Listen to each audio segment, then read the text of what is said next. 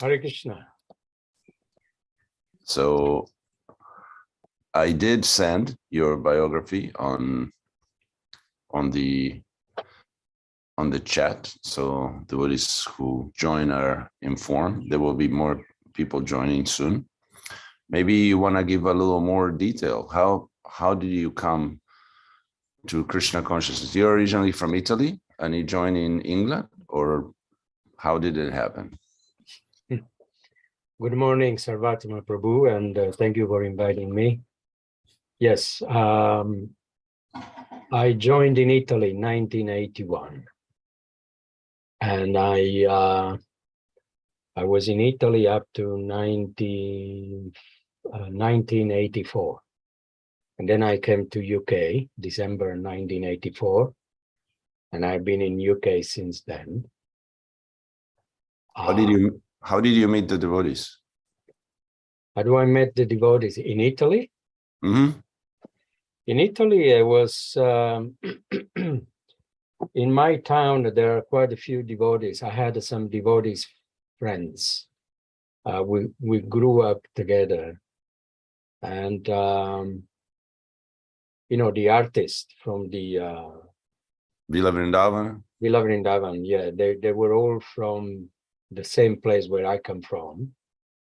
Which is Prashanta, Acharya, Kiriti, all those devotees, Gyananjana. They did paintings for the with Ram Das Prabhu, mm-hmm.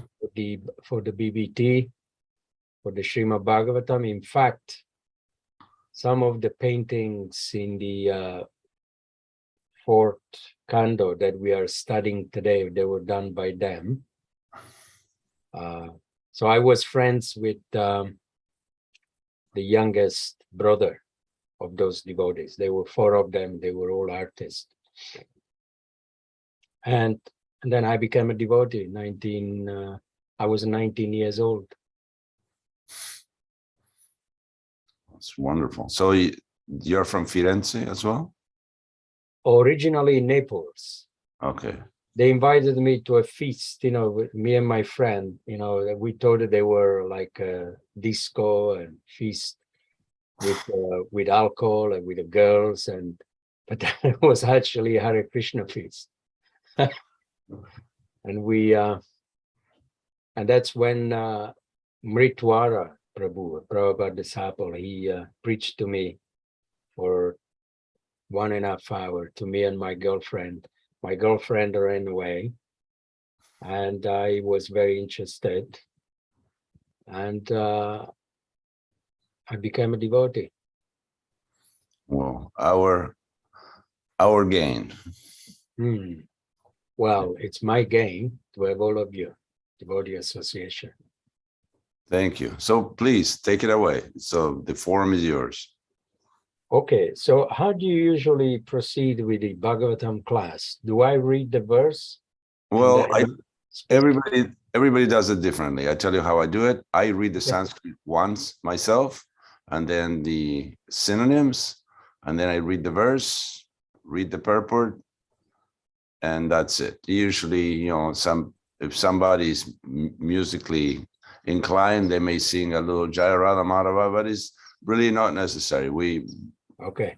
Can I ask you, since you have American accent, it's quite universal. Everybody understands you very well. I have an accent, as you can detect, an Italian accent. So would be nice if you can read the translation and the purport. This is actually one of my favorite sections that I studied when I was brahmachari, so then I can comment on it.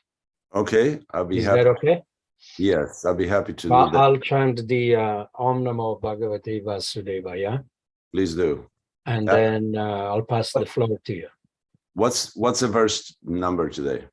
It's Srimad Bhagavatam, Canto 4, Chapter 27, Text 17.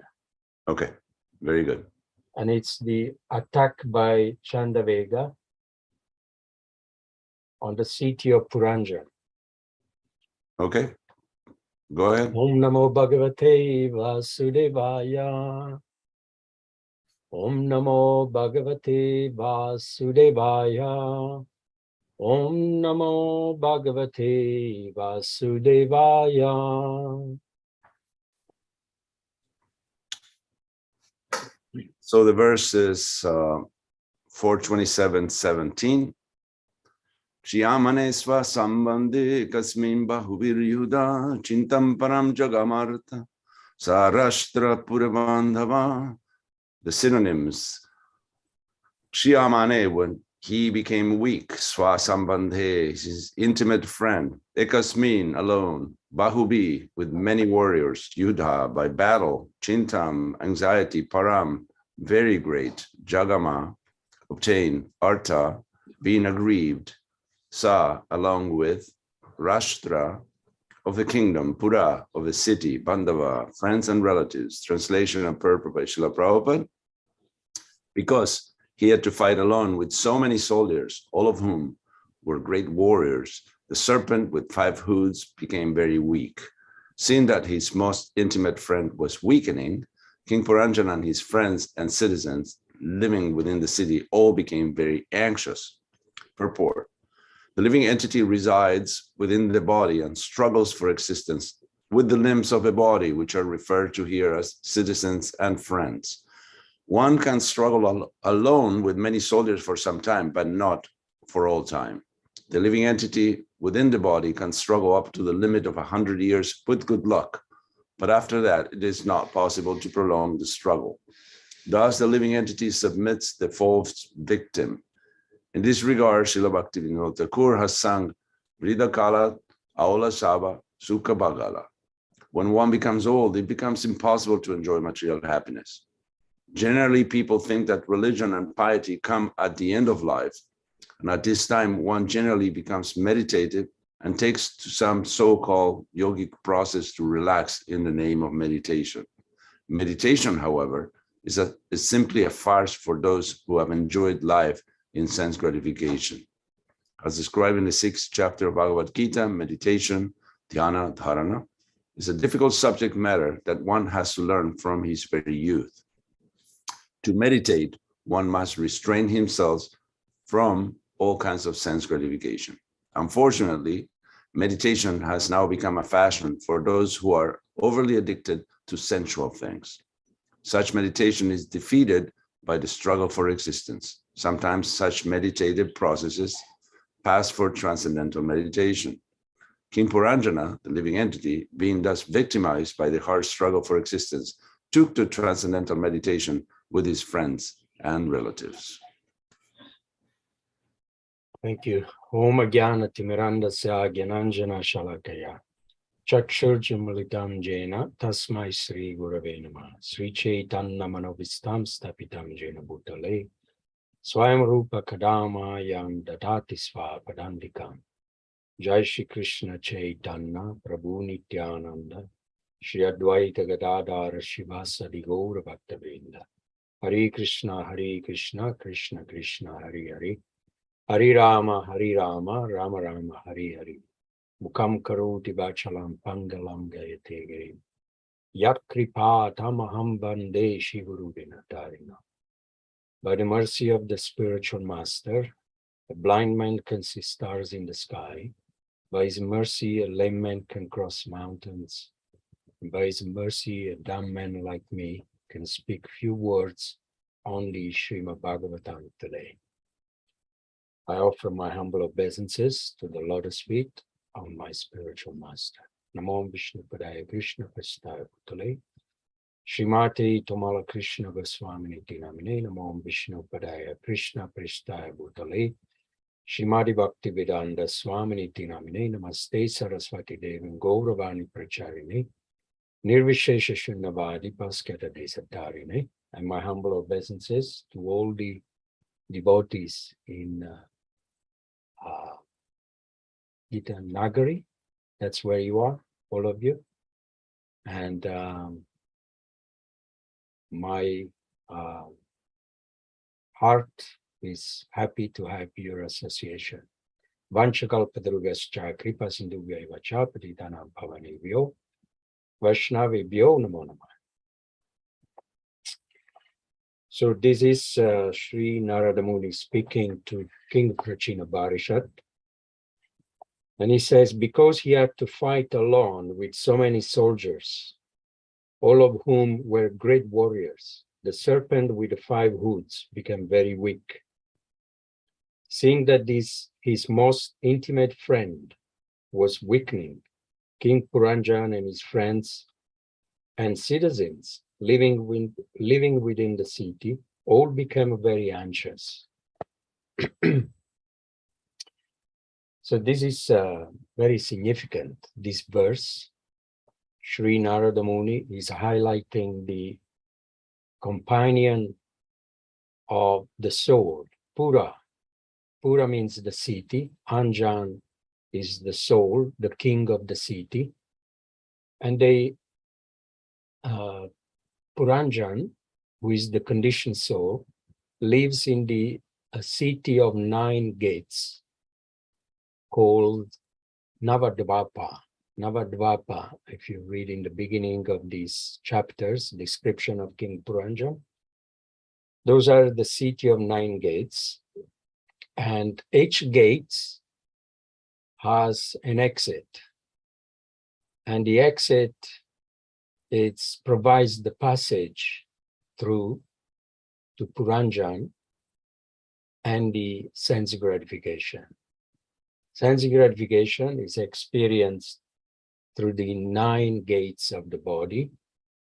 And the one element that we are discussing today is this friend, very intimate friend of the king, King Puranjan, which is the Panchayama. Panchayama, it's actually the snake with the 5 heads, which is the life air. The life air they have, it's a snake with the 5 heads, and it's without it's the breathing, the life air of the soul that accompanies the jiva after the end of life, after the sojourn in this world. This life air will accompany King Puranjan into his next destination. And if you see here, there is a picture. Srimad Bhagavatam, in the beginning, Canto 4, there is the snake with the 5 heads following the arrested Puranjan by the Yamaduta. And there is a line of personalities behind the snakes. Those are all the material desires. Yam yam vapi smaram bhavan tajyante ante kalevaram. Even Krishna, Lord Krishna says in the Gita, that at the time of death, what will determine our future condition is the desires that we have. According to our desires, those desires will determine our future condition, our future body. So, going back to the allegoric setup, because this is an allegoric story, but it's the story of everyone in this material world, that the city of the 9 gates, which is a body, it's an empire. And this empire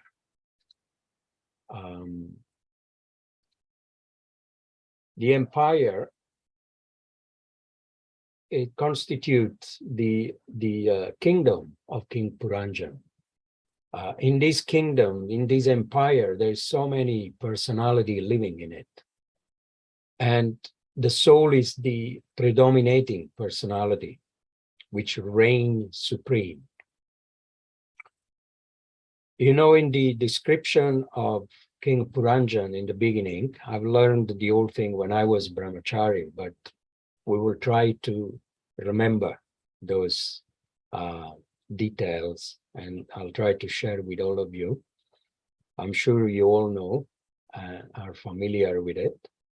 The 9 gates of the body, the two northern gates are those two personalities, which are the eyes, Kadyota and Avirmukhi in Sanskrit. Sanskrit is very beautiful language that every word has a meaning. Kadyota is the right eye, Avirmukhi is the left eye, the left gate. And through these two gates, Puranjan, he enjoys the sense gratification of the darshana rupi.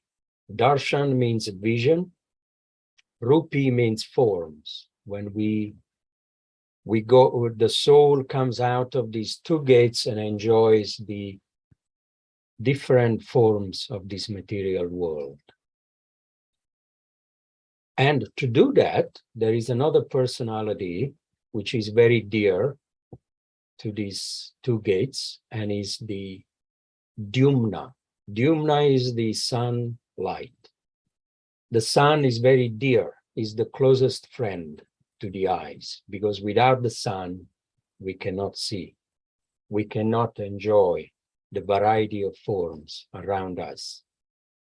So, Dyumna, Darshana Rupi. So therefore, how do we purify these two gates? By, instead of seeing forbidden things or enjoying the material energy separately from Krishna, we have a darshan of the deities. We have a darshan of the devotees. We have a darshan of Krishna in the books we read. We see his pictures. We have a darshan of this world, the sun, the moon, and they represent the eyes of the Lord in the Virat Rupa, because also Krishna is the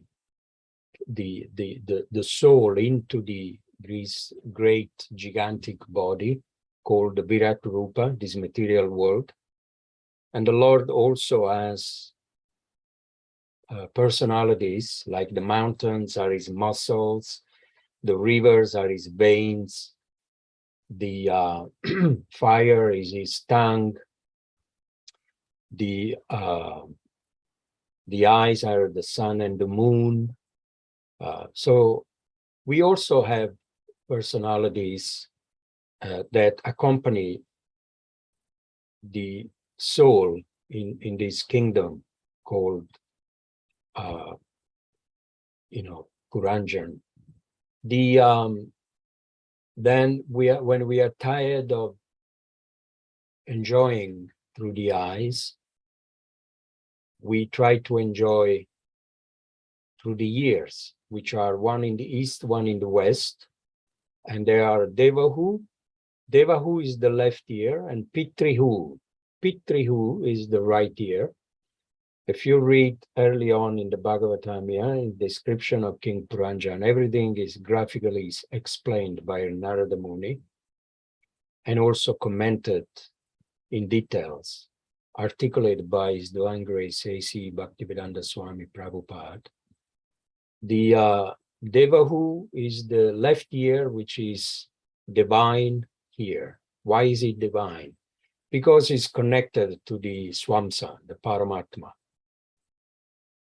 So that's why Puranjan, when he comes to his sense, to his Krishna consciousness, he used the left ear to receive the Gayatri mantra, the initiation.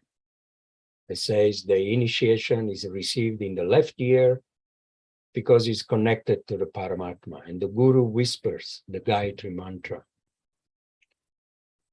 Whereas the right ear, Pitrihu, it's to attract Prajalpa.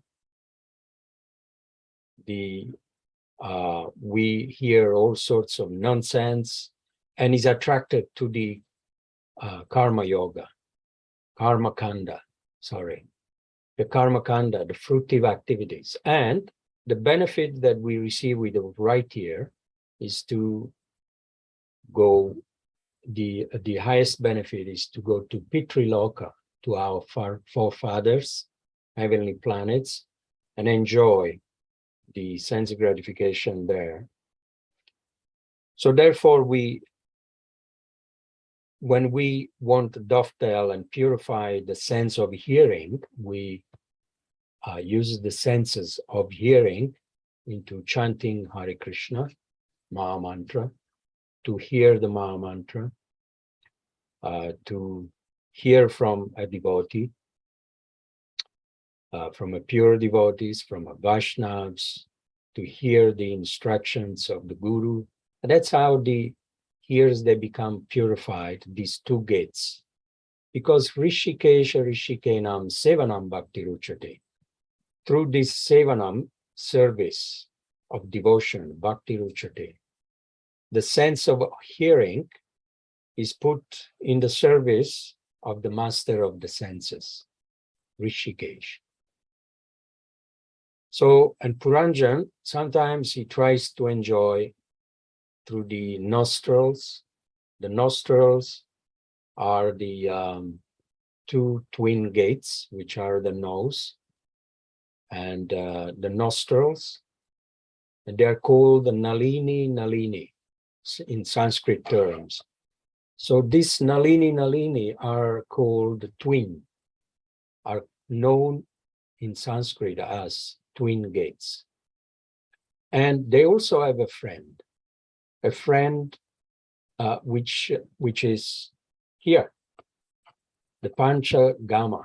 Panchagama is the snake with the 5 heads that we are discussing today, which is the 5 air, Vyana, Vyapana.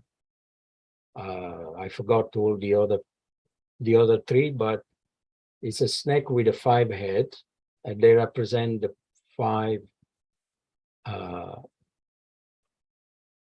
powers of air, which they keep the body alive. They keep Puranjan alive. And also, there is a particular friend who represents these 5 heads snake, which is called Saurabha. Saurabha it's the power of smelling. So when Puranjan tries to experience sense gratification through the nostrils, by experiencing the different aroma or smell of this world. When we pick up a flower and we smell, or the smell of the incense, or the smell of the food, or the smell of, we are carried away by different types of fragrance. And we do so with the help of Saurabha, which is the power of smelling. It's all there in the description of King Puranjan. So then when we want to experience the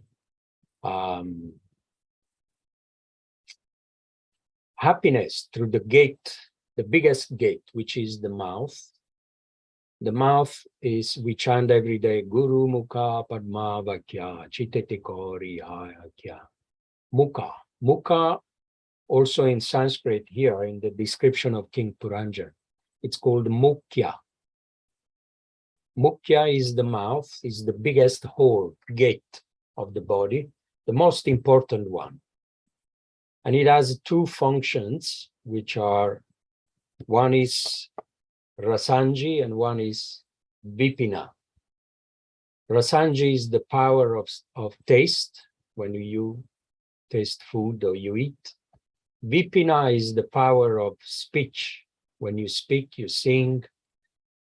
And those 2 powers, they could be used for sense gratification, which generally the conditioned soul, Puranjan, you use this gate for eating all sorts of nonsense, driven by the palate, and also speaking all sorts of nonsense, like the politicians they do, like the cheaters they do, businessmen they do, in order to attract, to make more money for their own selfish interest.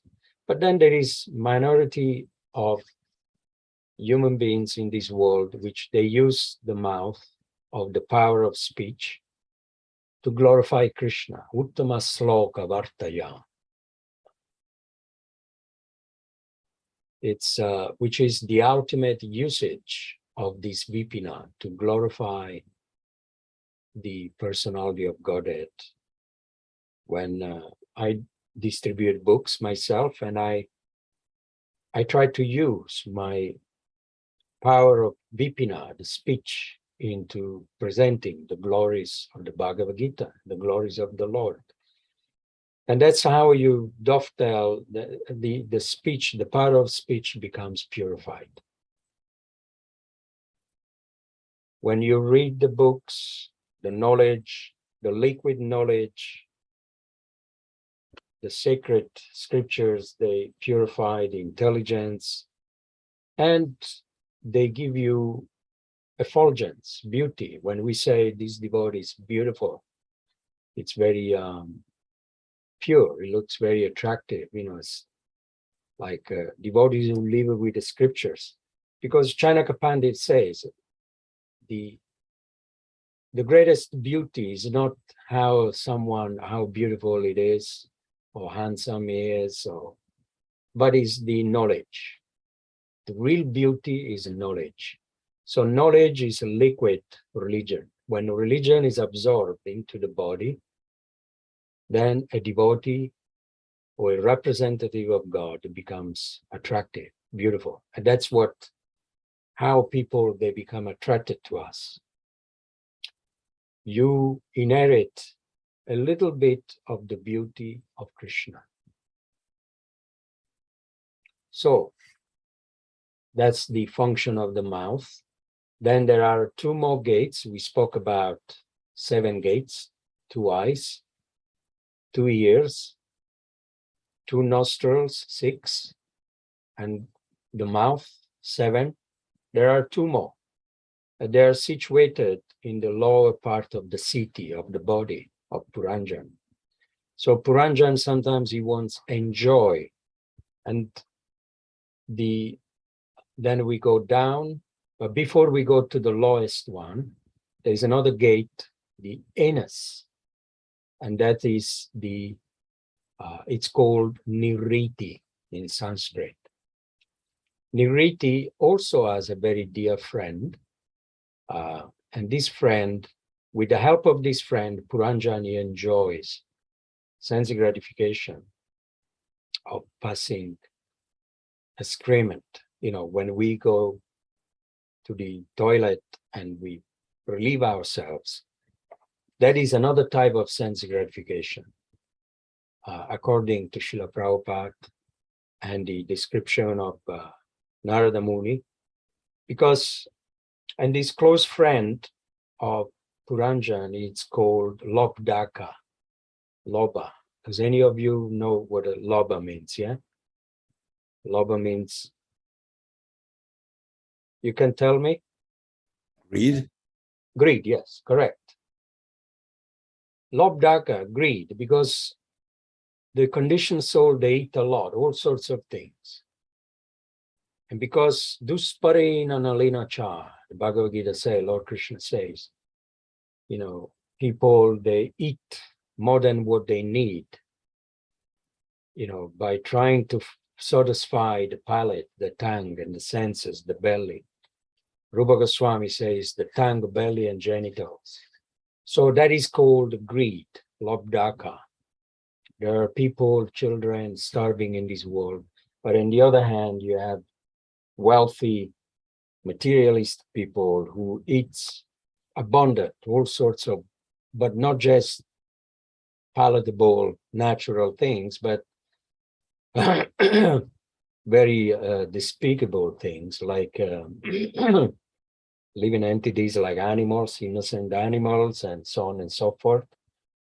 And all this is done out of greed. So therefore, that greed is a personality, Lobdaka. I'll explain a little bit later on where Lobdaka is from. But we'll finish off, with the gates. So with the help of this greed, Ranjani enjoys the deification through the anus, Niriti, which is the. And then there is another gate, the last one, which was built by the demons. Well, Lord Brahma in the Bhagavatam, if you read, when he created 8,400,000 species of life, he also created the demons, a category of human beings which are defiant of God's grace. And these demons, they also did some work on behalf of Lord Brahma. So the genital was created by the demons. And they're called, that's why the genital in the description of King Puranjan is called Asuri. Asuri is the name of a demigod. Now, Asuri is always in search in this world of the opposite sex, which is called Gramaka. Sorry, I'm a little bit, I'm just remembering everything with what I studied when I was brahmachari. I studied it by heart. This was one of my favorite, because if you read the old description of King Puranjan, it says, Narada Muni says that you become free from the bodily concept of life. But of course, I'm still in the bodily concept of life myself. So that means I've read it, but hasn't been absorbed in my heart the way it should. So anyway, Gramaka is the opposite sex. So that means women. Women are attracted to men, men attracted to. And this Asuri has two functions also, to generate a putra or a mutra. It can deliver, if you are a devotee, you generate a person who can liberate you. But if you are a materialistic person, it can generate, it gives a progeny of a mutra or mutrina, which is a daughter that will drag you down to hell, or a son who drags you down to hell. So, and then the same Puranjan, this is our Puranjan experience, sense gratification through the 9 gates of the body. Now, there is another aspect. Who is the wife of this king? You know, we have the king Puranjan, which is the king of the city of the body. Every king has a wife. And this is a question I want to ask the audience, very banal question. Who is the wife of the soul? Anybody can unmute and tell me. Puranjani. Yeah, but it has a name. But in our system, in our body, we have a subtle personality, which is the closest friend and the loyal friend to the soul.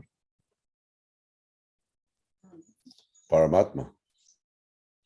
Of course, but you're not wrong there. Paramatma is the super soul, the closest friend. But still, I'm talking about that gravitates around the soul. The intelligence, and it's called Kutumbini. You will read later on. That's why Bhagavatam is a beautiful literature. It gives, an allegorical description of all these personalities. Kutumbini, it's the wife of the soul of Puranjan, and she never betrays the king. However, the king betrays the intelligence, because there is another personality who serves the both of them. And who is this personality who serves the intelligence and the soul? Is supposed to serve the intelligence and the soul. You tell me.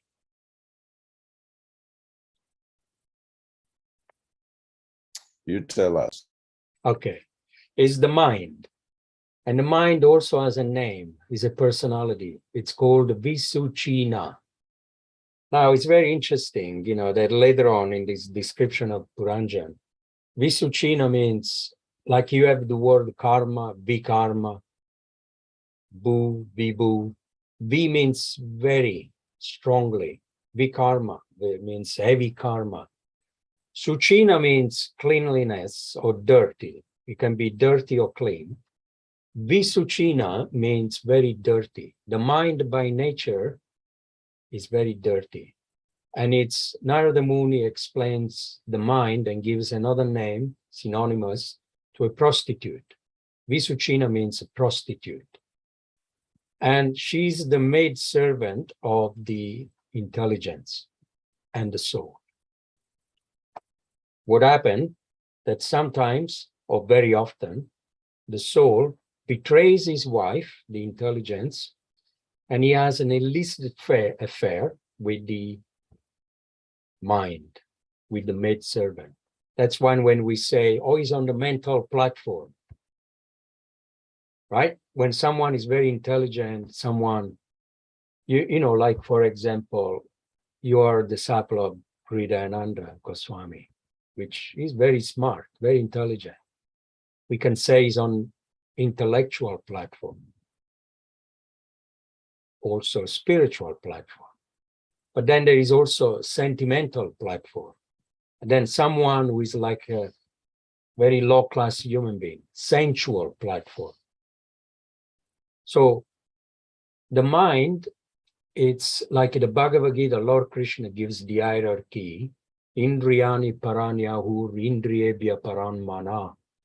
Manasastu para buddhir, yobuddhe paratastu saha. Para means higher, higher.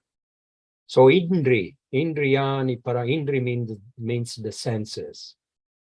The senses are higher than ahur, the matter.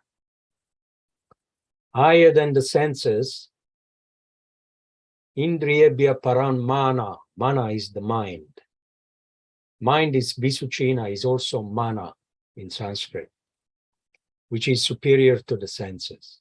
Superior to the mind is the intelligent. Manasastu para buddhir, Lord Krishna says. And then higher than the intelligence is the soul. Yo buddhi paratastus aha.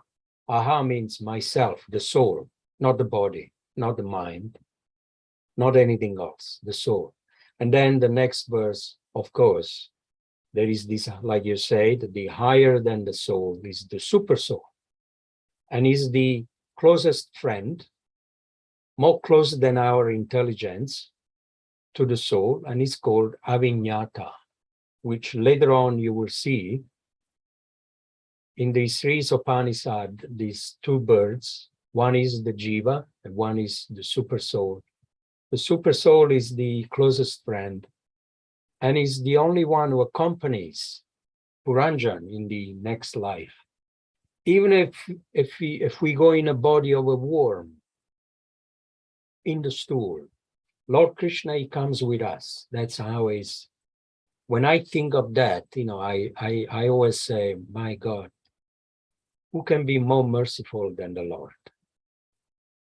I don't think any of you will come with me into the body of worm in the stool. Would you, Sarvatma Prabhu? I mean, my wife wouldn't even come with me. My children, they love me very much. They wouldn't come with me. My best friend wouldn't come with me. So, but there is someone who never betrays us, and that is the oldest friend. That's what aviññāta means, and it's later on in the description of King Puranjan. So, when Puranjan has an affair with the mind, what happened? I said something before about Lobdaka, remember? I said, you know, where Lobdaka is from. You know, sometimes you feel angry, you feel lusty.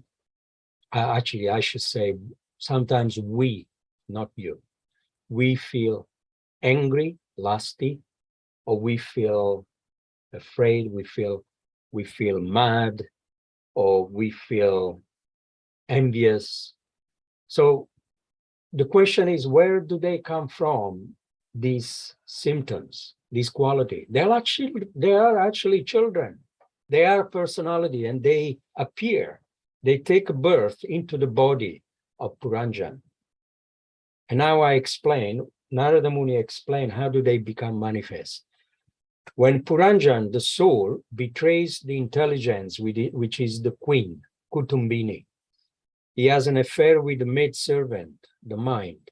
Then 3 children are born: lust, anger, greed. This is all explained here in this description of Puranja. Lust, anger, and greed. And then later on, if we persevere falling down with our mind, means, when we associate intimately with the mind, then another 3 children are born, which is illusion, madness, and the other one, it's envy. Illusion, madness, and envy. Lust, anger, greed, illusion, madness, envy. It's all there also in the Bhagavad Gita. They're born from the mind. They're born from the intercourse between Puranjan, the soul, and the mind. When we associate too much with the mind, that's what happens. These children are born. The mind becomes pregnant with these children, and off they go, and they are uncontrollable. And they create havoc into the city of the body. These 6 children, they make us doing things that we don't want to do. The soul doesn't want to do. Like Arjuna tells Krishna, what impels me to behave in this way, to do something that I don't want to do? And Lord Krishna says it's only lust, which is the lust is the oldest child of the 6 children. It's all, everything is born from there. And he leads the crusader. He's the commander-in-chief of all these 6 children, and they create havoc. And because the children, they drag the soul through the 9 gates to gratify the senses, then Puranjan, like in this verse, is dragged by Yamaraj out of the body and is attacked by these soldiers. Who are these soldiers? Chief of the Yavana, Prajwara. Prajwara is the one who strikes the high fever. Is the commander-in-chief of all the soldiers. And Kalyakanya. The Kalyakanya is the sister of the Yavana, which means old age and disease. And then Jara, who wanted to get married to Narada Muni, and Narada Muni said, I am a brahmachari, so I cannot marry you, but I accept you as my sister. It's all there in these chapters. It's very fascinating, the story of King Puranjan. It's actually our story in this world. How we become enamored by the nature, by the sense gratification, and how we conduct our lives into the city of this body. So, and this body, it's actually carried, is an empire. Pesaskrit and Nibrik. Nibrik are the arms and the legs of the living entities. They carry the living entities into different types of sinful activities. Sorry, Nirvak and Pesaskrit. Please correct me if any one of you wants to verify in the Bhagavatam. It's all there, articulated by Narada Muni. Nirvak and Pesaskrit are the arms and the legs. With the arms, we do a lot of things which are not, they create a lot of sinful activities, namely violence, cheating, writing, building things, that which, like building brothels or pubs or whatever. So, and the legs, Pesaskrit, it's what brings Puranjan into this dirty place. And in this way, the city of the body is engaged in so many sinful activities. And because of all these sins, at the end of the life, Puranjan is dragged out of this body. And you can see in the picture picture, it says everything. Srimad Bhagavatam, and his page, you will see where are all the illustrations. All the desires are following behind the snake of five head, which is the life air. Because when the soul leaves the body, the life air comes out with the soul. And also the intelligence, mind, and false ego. They never abandon the soul. They go into next destination. They are the companion, Nitya Baddha, the eternal companion of the jiva in this world until we become liberated. And then the same intelligence, mind, and false ego, they become purified when we go back home, back to Godhead. They become pure intelligence, pure mind, and pure ego. The soul starts to serve Krishna. And there is no more suffering, no more danger. But behind the mind, intelligence, and ego, there is all these material desires. And they follow the soul, birth after birth. So therefore, we are the architect of our future. In whatever way we build our activity here, then with the help of our desires, that will determine our future condition. And that is why the Manu Samhita says, if someone is born blind, it means he's been misusing the power of vision. Someone is born dumb, he's been misusing the power of vipina, the speech, or blaspheming God, blaspheming devotees, dirty mouth, whatever, criticizing the people or the devotees. And when someone is born with a defected hands, it means he's been stealing in previous lives. And when someone is born disabled, he can't walk, it means, he's used his legs to either kick saintly people, or it's all there in the Manu Samhita. So every organ of our body, it's either rewarded or punished by the demigods in our next life. That's why when someone, it's beautiful looking, it means he has a good karma. Someone is wealthy, means he's done something, charitable, he's helped people. I always live with this motto when I go out every day. I want to do 3 good things every day. One is to remember my spiritual master. 2 is to love and care for my family and the devotees. And 3, to do something good for the conditioned souls who are suffering in this world. And I go out on books every day, either give them a book about this truth, or if I see an homeless person, I buy a sandwich, vegetarian sandwich, and try to extinguish the anger of that poor person. I'm not saying all this because, I want to boast, how merciful I am and kind. It's just it's a motto. That's the way I've been living my life for many years. Of course, the small things, attitudes are contagious. If I do some good, then the people who receive this good, then they will do the same. Those are my 3 things that I live by in my life. And also the 4th one, that I'm grateful for the gift of life, grateful for having a roof on my head, grateful for listening to the birds chanting every day, grateful for some food on the table, for some air in my lungs. I remember a couple of years ago, I almost died from COVID.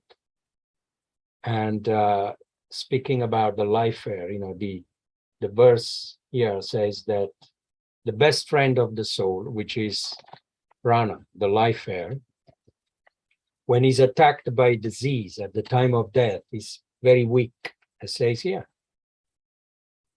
Because he had to fight alone with so many soldiers, all of whom were great warriors, the serpent with the 5 hoods became very weak, which is the life air. Seeing that his most intimate friend was weakening, King Puranjan and his friends and citizens living within the city all became very anxious. I remember 2 years ago, I became very anxious. I couldn't breathe due to COVID. And how much was dear to me, a gasp of breath, a gasp of air. My breathing went down to 80%. I remember when I got a bit better, the GBC strategic planning, they interviewed me as well. I survived. The doctors, they came home and they gave me some magnesium inhaler, high magnesium to spray my lungs to enlarge my respiratory tract. And I got some bronchostop liquid to open up my lungs. So I survived and I was grateful. So gratitude, I was going to write an article actually in these days about gratitude. There is a say, there is no atonement. There is atonement for any sinful activity in this world except one, gratitude, to be ungrateful. This is Lakshman to Sugriva. When he woke him up from his sense gratification, he said, Lord Ram, he gave you your wife back, your kingdom back. He killed you, brother, from your tyranny, Bali. And then you promised that after the raining season, you will help him to get Sita back. But he was absorbed in this sense gratification of the 9 gates of the body. He forgot about his promise. And Lakshman told him, there is atonement for any sinful activity except one, to be ungrateful.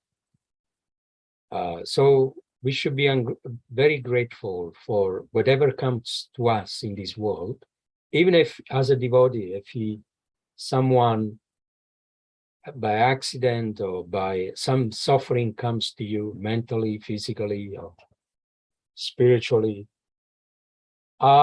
we try to take it with a pinch of salt as a prasadam. That is a purifying agent. Krishna is sending some purification. But then when things are good, it's like the dessert, So we accept everything as prasadam. We don't make a distinction. When someone gives you a plate of prasad, there are preferences, rice, dal, sabji. When I first joined, I didn't like the spicy things, or I didn't like the rice, or dal. But these things, they're good for the body, for the constitution, protein of the body. And of course, we eat them anyway. So when someone offends us, that is also prasad. And it's good for our spiritual constitution. It makes our sense of tolerance a bit more stronger. It makes, the soul a little bit more humble.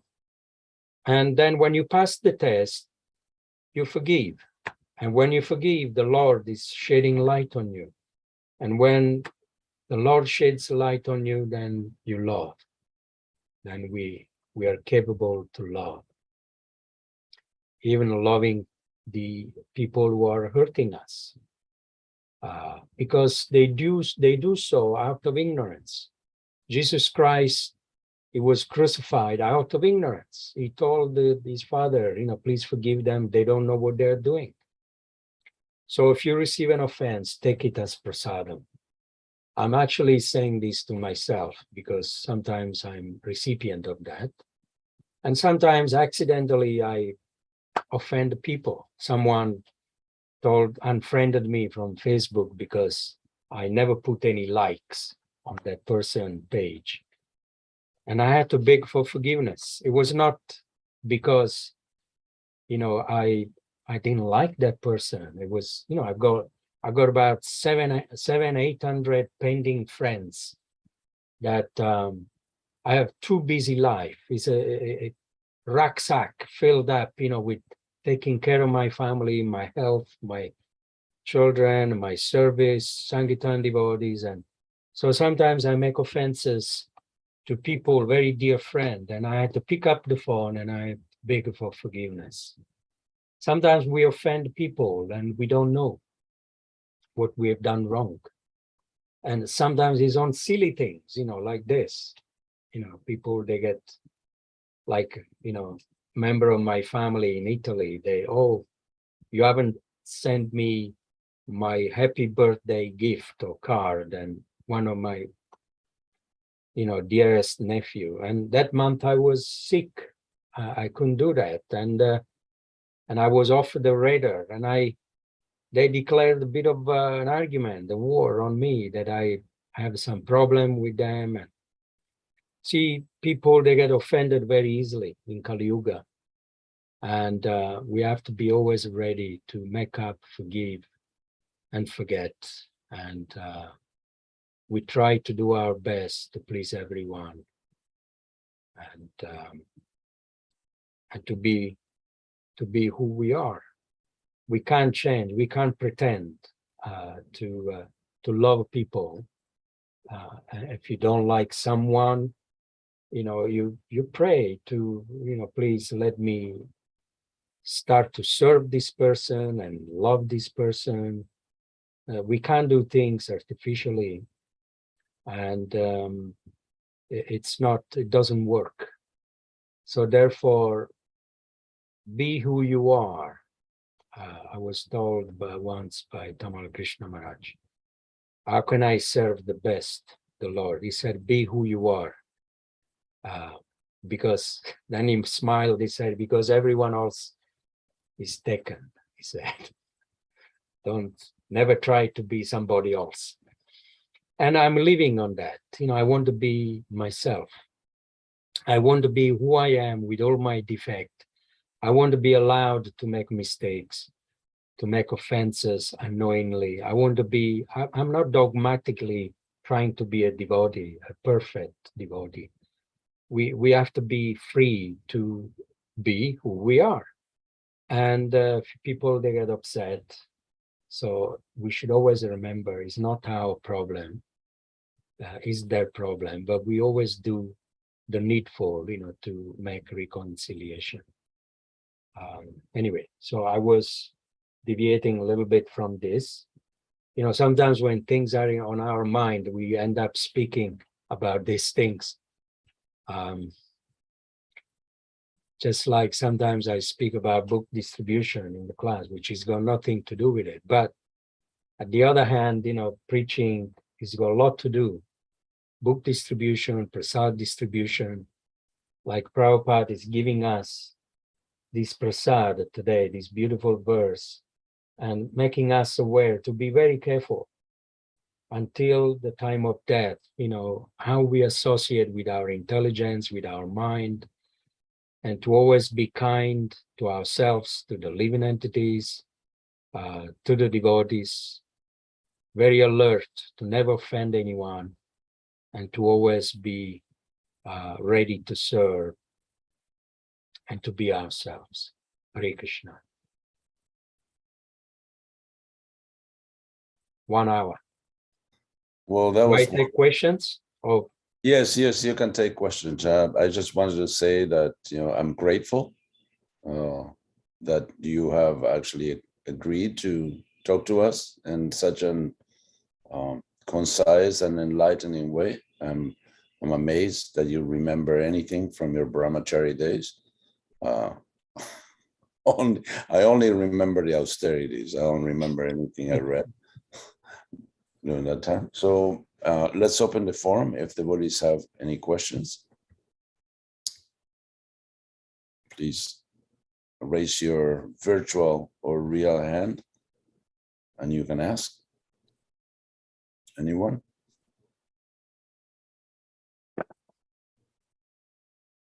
We are soon gonna do a greeting the deities. So maybe I was wondering, Taraka Prabhu is Yeah. my friend from Mayapur, or it's somebody also who's called Taraka?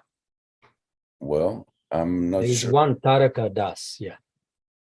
This is a Prabhupada disciple that has been here and near Gitanagari for a very long time. You can see him. Okay. I have a friend in Mayapur who was called Taraka, and I thought it was that person. But anyway, I'm very happy to make acquaintance with all of you. There's so many hidden treasures on. People, they chase after sannyasis and after celebrities all the time, but I'm not like that. I'm always in search of those hidden treasure, those devotees. And ISKCON is very wealthy for that. There's so many devotees that I don't know that, and they doing wonderful service. And I just beg for their mercy. And we beg for yours. Hare Krishna. There is a comment from Yasudeva Prabhu, says, Jai, Jai, thank you for this scientific presentation of our bodily situation. And Devaki Priti says, thank you for the wonderful class, Visvambhara Prabhu.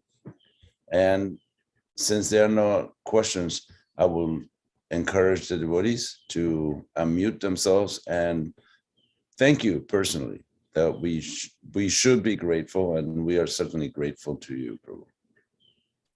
So please, devotees, express your appreciation if you wish. Thank you very much, Visvambhara Prabhu. Hare Krishna. Thank you. Thank you. Thank you, Prabhu. Hare Krishna. Thank you. Okay, so Thank you. thank you, devotees. Krishna, thank you so much. Thank you, Prabhu. And thank you, Sarvatma Prabhu, for inviting me in all of your association. My pleasure and everybody else's pleasure as well. I hope this will happen again. Hare So, Krishna. all the best, Prabhu. Hare Krishna. All glories to Srila Prabhupada. All glories to Srila Prabhupada. Hare Krishna. Hare Bol.